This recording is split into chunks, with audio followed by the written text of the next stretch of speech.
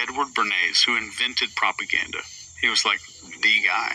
And he wrote a book about it called Propaganda. And he wrote a second book called Crystalizing Public Opinion. And in these books, he talks about it's one thing to get somebody to adopt an idea. It's a whole separate thing to get someone to adopt an identity.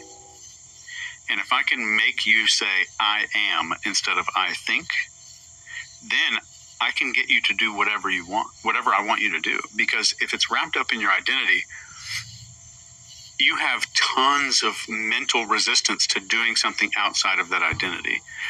So this is far left and far right. So if I get your identity involved, you have cognitive dissonance. And this is a word that we use to talk about stress when something, I believe, disagrees with something outside here. So if somebody says, well, you're this and this, so naturally you would do X. You can get someone to do just about anything if you do it in terms of identity instead of ideas. The trouble is, most people out there teaching persuasion or influence, sales, marketing, copywriting, branding, whatever, they don't teach identity. Like, how do I get someone to identify? Like, if you have a hardcore Apple person and their office gives them a ThinkPad or something, and you see these people in an airport, you'll see that they put an Apple sticker on it, or they make sure that people know I'm part of this Apple community.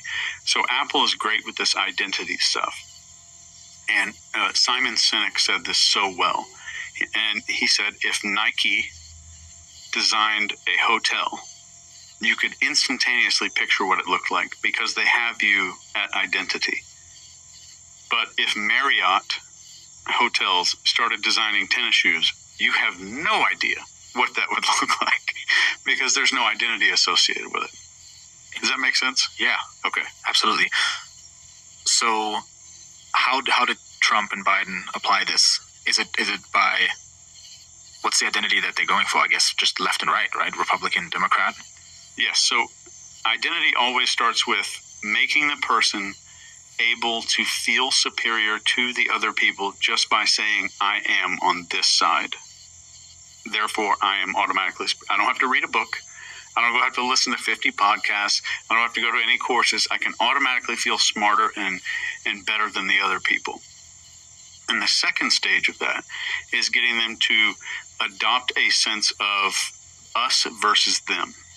And getting the us versus them mentality is critical. Even if you're doing marketing or copywriting, and just saying in just a regular sales page, let's say we're selling that book. Like, there's so many people that believe X, and I know that you're not one of them. You've seen that on pages before. Mm-hmm. That's instantly, and you always see it near the top of the page, because getting someone into an us versus them mentality automatically makes them feel like I am inside of a tiny tribe right here, and I'm going to do what the tribe does. So we're starting to get the identity just with that. I'm going to get them to agree to an us versus them frame of mind. Congratulations.